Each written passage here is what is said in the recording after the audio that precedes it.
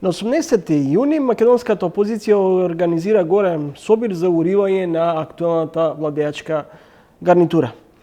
Кој е мотивот и причините за барањето за промена на власта и можни предвремени парламентарни избори? Во ова издание на Триник, мој соговорник е подпредседателката на ВМРО ДПМН Гордана Димитриевска-Кочовска. Добре дојдовте. Што се крие зад овој мотив и најавата за мобилизација на граѓаните во намера за уривање на власта? Ние во континуитет во последните години, имаме крах во економските политики, кои што се клучни, затоа што на крајот од денот секој родител сака дома да однесе пари да може достоинствено да го одгледува своето семејство, односно своите деца. Така да тоа е првата причина поради која што ние го организираме овој протест и се разбира оние погрешни национални политики и национален срам кој што не се случува во континуитет. Господи Кочовска, има две противречности. Од една страна барате предвремени парламентарни избори, а од друга страна пак нудите своји искусни експерти кои би партиципирале со свое мислење, видување, сугестии. Прво да не забораваме, ова беше пред извесен период предложено и одбиено, односно воопшто власта не сакаше да разговара на оваа тема. Така што ако вие предлагате нешто, претходно предлагавме промени во законот за акцизи, во законот за ДДВ. Ги прифатија со такви корекции кои што беа многу далеку од нашиот предлог. И сега вие гледате дека власта едноставно нема слух, од друга страна економијата тоне, граѓаните страдаат. И вие понатаму, кога гледате дека нема слух за прифаќање на вакви тимови кои што би помогнале, да не забораваме, сепак зборуваме за луѓе кои што беа предложени, кои што навистина имаат искуство секој во својата област. Следното нешто кое што ќе го направите, логично дека мора да организирате протест и да го кренете својот глас и власта да види дека не е ова само нека Гордана искочи на телевизија и кажа нешто или не знам некој друг подпредседател на ВМРО, едноставно дека граѓаните се гневни. Ако предстојниот собир организиран од вашата партија е почеток на континуиран и комбиниран притисок врз власта, што за вас како најголема опозицијска партија ќе биде успех? Постигнување на целта превремени парламентарни избори, формирање на широка влада или формирање на техничка влада? Видете, јас сега од овој аспект не би зборувала сега за што точно. Ние имаме неколку активности кои што ќе се случуваат и после протестот. Меѓутоа ќе кажам едно нешто. Нашата цел е да имаме задоволни граѓани и нашиот протест е во интерес на граѓаните на Република Македонија.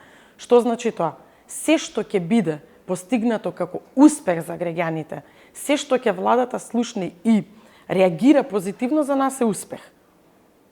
Ме разбирате?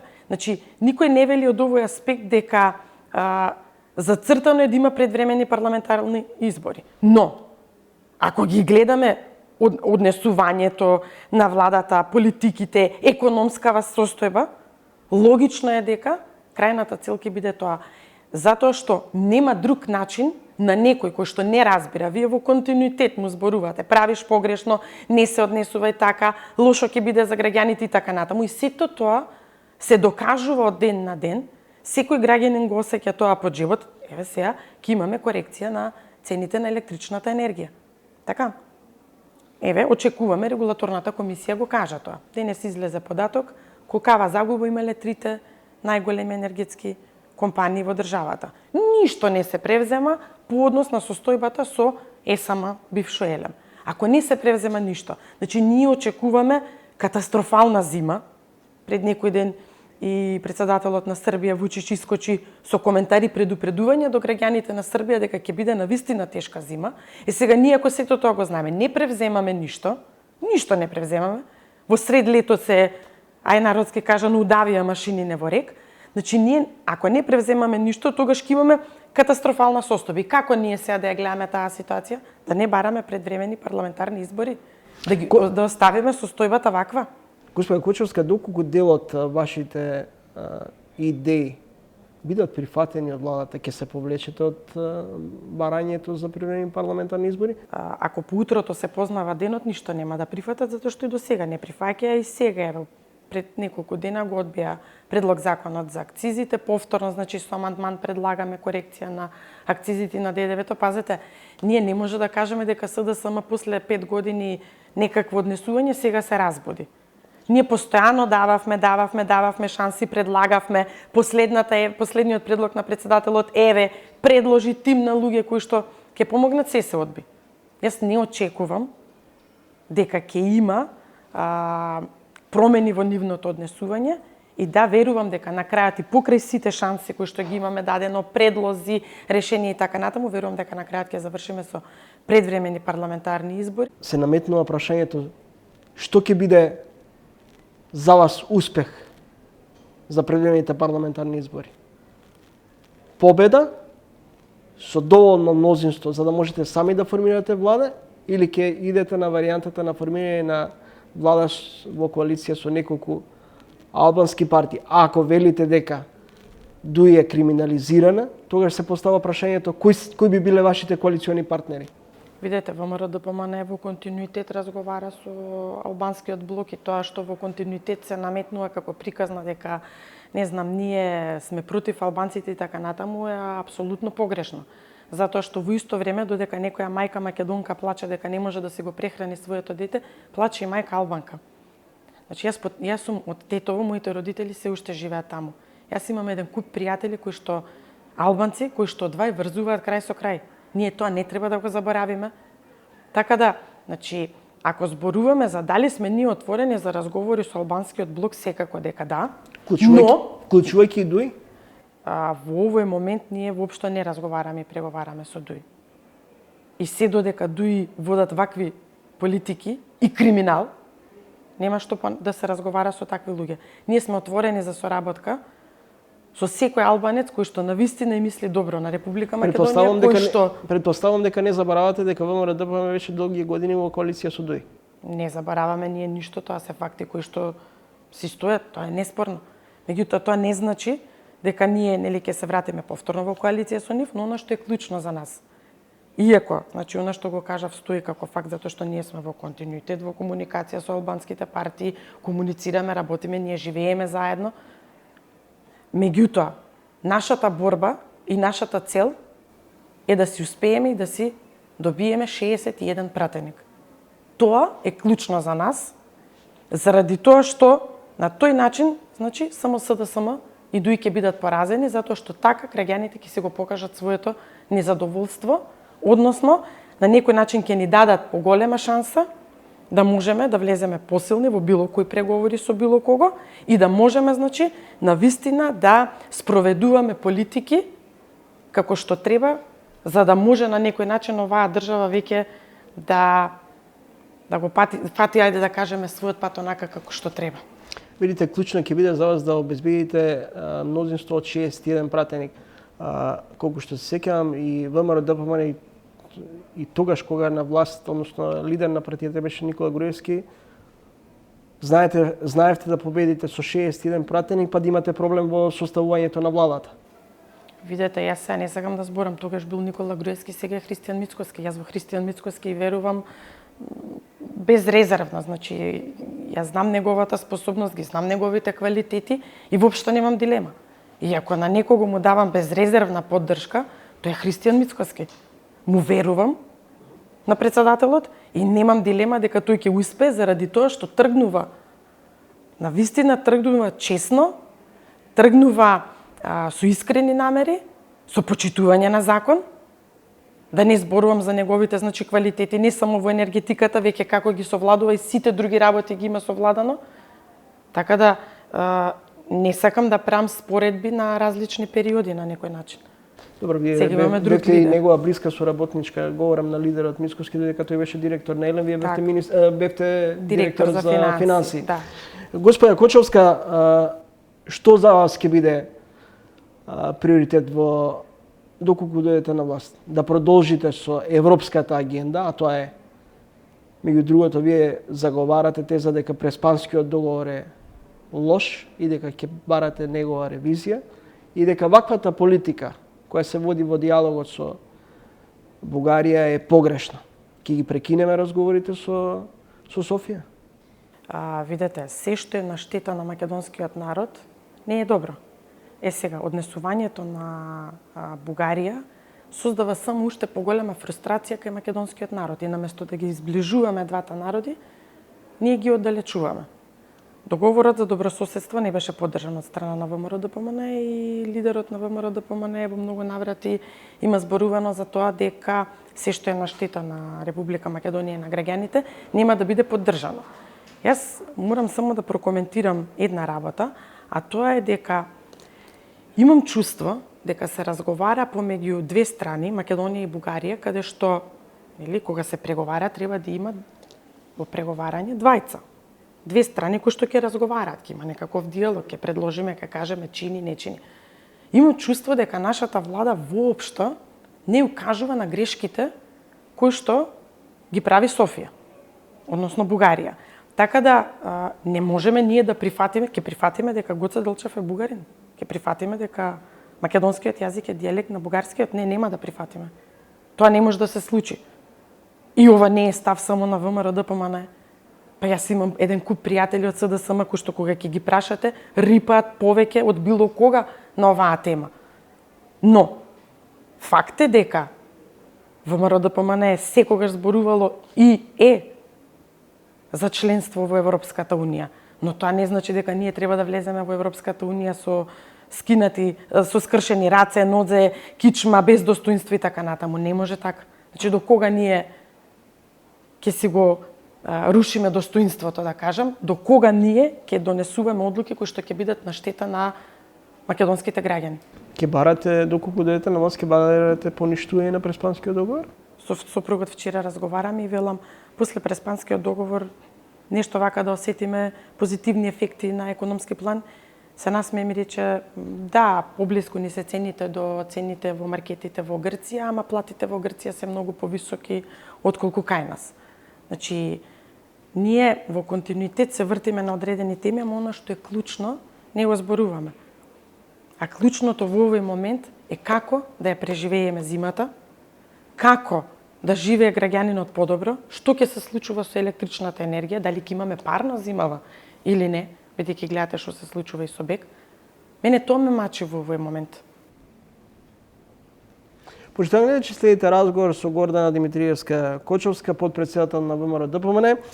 Господја Кочовска, во една прилика сте изјавиле горивата се скапи затоа што власта краде и не се откажува од 50 милиони евра годишно, колку што е буџетската импликација од 50% намалување на акцизата. Зарем во буџетот од 4,5 милиарди евра проблематизирате само 50 милиони? Не проблематизирам. Значи вака. Коментарот е во насока на тоа дека ние сега имаме ребаланс на буџет кој што предвидува зголемување на приходната страна за 112 милиони евра дополнително по различни основи, дали е ДДВ, персонален, да не навлегуваме сега во детали. И во исто време, значи, имаме проектирано приходи поголеми за 913 милиони евра во однос на приходите од 2020 година или за 443 милиони евра во однос на 2021 година. Во однос на расходите, да не зборуваме, 513 милиони евра годинава проектирани поголеми расходи во однос на 2021 година и сега се постава прашањето, ако такви проекции имаме, нели има простор да се направи корекција кај акцизата? Значи, вкупниот приход по основ на акцизи е околу 437 милиони евра, но тие вклучуваат акциза и на цигарите и на алкохолот. Што значи дека тие 437 милиони не отпаѓаат само на акцизата од течните горива и кога ќе ги направите математиките и до крајот на годината како би спроектирале, тоа значи дека ако ги спуштиме за 50% ја намалиме акцизата кај течните горива, ние некаде во буџетот би изгубиле приход од 50 милиони евра. Тоа беше само по однос на акцизите, а имам јас многу забелешки во однос на буџетот. И во однос на расходна страна и така натаму. Значи, буџетот е многу обемен и навистина е многу тежок за анализа, поготово што од една страна има многу страни, а има малку ставки и не може подлабински да се анализира. Но еве да ве прашам, зошто 3,3 милиони евра повеќе зголемување на ставката за патни дневни трошоци. 3,3 милиони евра за 6 месеци. Зошто? За хидрометеоролошки завод имаме зголемување за 1 милион евра на стоки и услуги. Од 50.000 евра проектирани за половина година, се за следната половина уште 1.150.000 евра. Зошто? Има ред други работи за кои што прашуваме зошто. Исплати по извршни исправи. 10 милиони евра зголемување за 6 месеци. Зашто? Ме сваќате? Значи, јас акцизата ја коментирам од аспект на тоа дека таа е ефект кој што ќе го почувствуваат сите граѓани. И тоа е неминовно да се направи. И цела Европа се занимава со тие проблеми. Погледнете, а Хрватска во континуитет фокусот е на на акцизите, нафтените деривати и така натаму цените. Ние тука треба прво да се фокусираме. Нафта, нафтени деривати, ДДВ за храна. Тие се клучните работи. Каде да се крати од буџетот? Каде се крати? Каде да се крати? Има Што заговарате ви? Значи, прво, ви кажувам дека не може вие за една година да имате зголемување на расходите за 513 милиони евра. Каде го имате тоа зголемување на расходите? Што се случи во 2022 година во однос на 2021 година? Имате во ситуацијава, значи, предвидено пари за мерки. И ова е уште еден абсурд. Они предвидуваат пари за мерки, кои што повторно стојат под ставката или програмата ковид мерки, иако нели опфаќаат повеќе работи. И сега во исто време излегува министерот за финансии, вели дополнително ќе ги дефинираме мерките. Па како предвидовте пари, а не знаете какви мерки сте предвидели? Што правите 6 месеци? Спиете? Не работите? Сега, 513 милиони евра расходна страна, поголема од минатата година. Платите, знаеме што се случи и колкави се корекциите.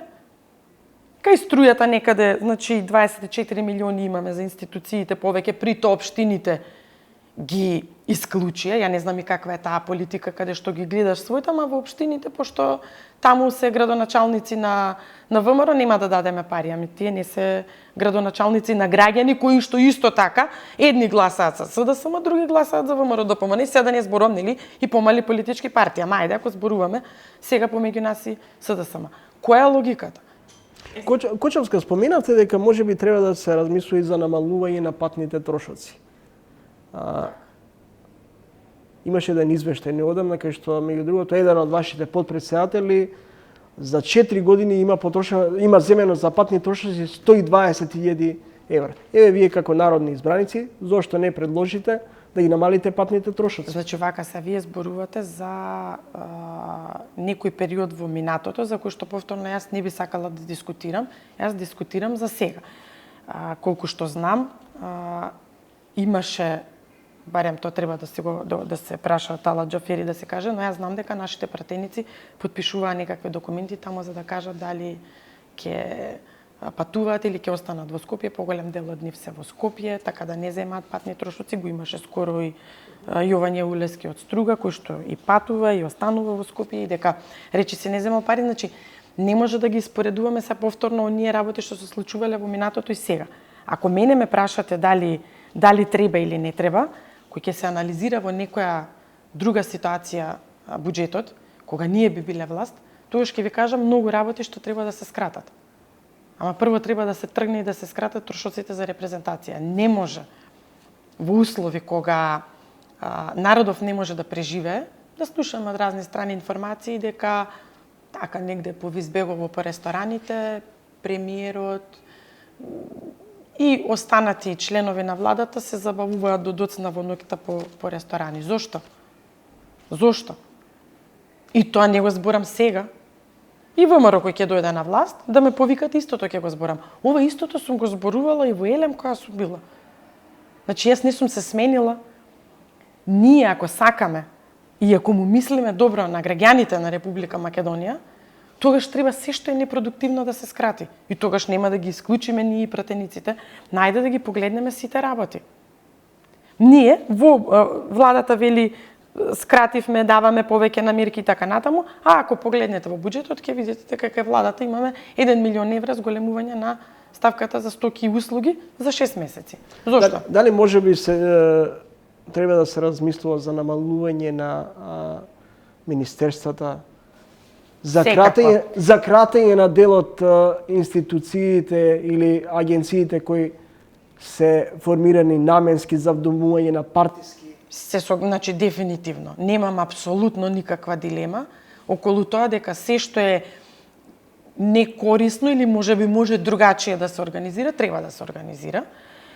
Кога спомнавте еве за министерствата, па ме подсетивте баш и подсетник за да не ги изгрешам околу бројките министерства за политички системи и односи со заедници. Мене да ме прашате, не знам ни што работи, не знам вие дали знаете. И кога ќе погледнете, има зголемување за 300.000 евра на ставката плати за половина година. Под програма е тоа, кој ќе ги погледнете вкупните плати на Министерството несено, ако свртите еден лист подолу во ребалансот на буџетот, ќе видите дека имаме зголемување. И тоа од 14 милиони денари некаде на 33 милиони денари имаме зголемување. Зошто? Зошто? И сега да не ги редаме еден куп такви и до кога, видите, ова со и вработувањата во јавниот сектор е сериозен проблем за приватниот сектор. Одам во посета на компании кои што се жалат и велат вака: даваме и по 2-3 денари повисока плата во однос на платата која што ја земаат луѓето во јавна администрација. Нема, се заминуваат. Знаете зошто? Зашто во јавна администрација ништо нема да работат. Така да кога ќе се израчунаат дневницата колкава им е огромна, скитаат по цел ден, можеби работат нешто приватно, а во приватниот сектор треба да работат. И ова е сериозен проблем кој што го има државата и на кој што треба да работиме. Доста е веќе со тоа Министерство за социјала. Ни треба Министерство за труд.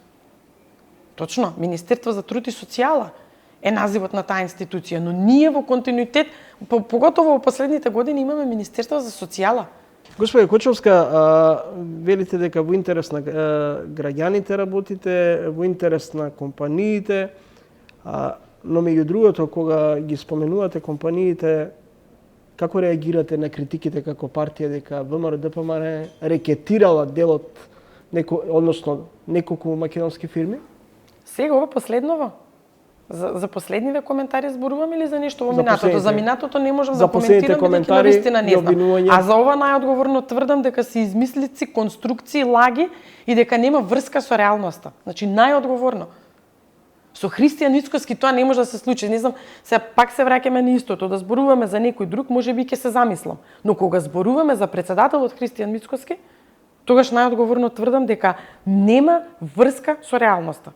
И ние и со коморите кога разговараме, значи сме им предочиле, доколку има бил, секој може да се јави да се повика во сечи име. Дигнете телефонот, јавете се и кажете, тој ме рекетира. Ако ги отфрлате обвинувањата на дел од бизнисмените дека лидерот на ВМРО-ДПМН и партијата рекетира дел од бизнисмените, кој поточно всушност им прави обструкции на работата на компаниите и ги рекетира? Тоа треба да се поразговара со нив. Јас се вака рекетирани со одредени компании. Кои се тие компании? Кои се тие компании? Нека дојдат, нека кажат. Почитуваме, тоа беше Гордана Димитриевска Кочовска, подпредседателка на ВМРО-ДПМН.